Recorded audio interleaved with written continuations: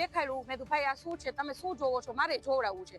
અને અમારું એક પેલો તો એવું જ હતું કે એ ભાઈને અમારે ખુલ્લા પાડવા હતા કે કોઈ પણ જોવડાવવા જાય અને આવા બેનો દીકરીઓને ખોટા સકંજામાં લઈ અને શોષણ ન કરે, બરાબર. અને એ ભાઈની પૂરેપૂરી તૈયારી હતી આ બેનનું શોષણ કરવાની, એટલે અમે એને ખુલ્લા પાડવાના હતા. એટલે મેં એનું સાંભળ્યું, પછી ભાઈ માફી માંગવા માંડ્યા, એના દીકરી માફી બધા અમારી પાસે કેટલી બધી માફી માંગી અને કે બેન જાતું કરી દો, એના દીકરીને કંઈક સિઝરિયન છે, એ રોવા માંડ્યા બહુ. અને ભાઈએ કેટલી વખત માફી માંગી કે 100 વખત મારી હવે કોઈ દિવસ કઈ ભૂલ થશે નહીં.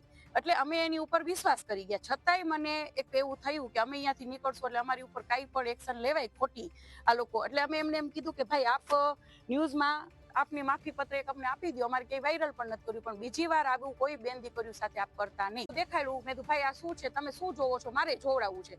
અને અમારું એક પેલો તો એવું જ હતું કે એ ભાઈને અમારે ખુલ્લા પાડવા હતા કે કોઈ પણ જોવડાવવા જાય અને આવા બેનો દીકરીઓને ખોટા સકંજામાં લઈ અને શોષણ ન કરે, બરાબર. અને એ ભાઈની પૂરેપૂરી તૈયારી હતી આ બેનનું શોષણ કરવાની, એટલે અમે એને ખુલ્લા પાડવાના હતા. એટલે મેં એનું સાંભળ્યું, પછી ભાઈ માફી માંગવા માંડ્યા, એના દીકરી માફી બધા અમારી પાસે કેટલી બધી માફી માંગી અને કે બેન જાતું કરી દો, એના દીકરીને કંઈક સિઝરિયન છે, એ રોવા માંડ્યા બહુ. અને ભાઈએ કેટલી વખત માફી માંગી કે 100 વખત મારી હવે કોઈ દિવસ કઈ ભૂલ થશે નહીં.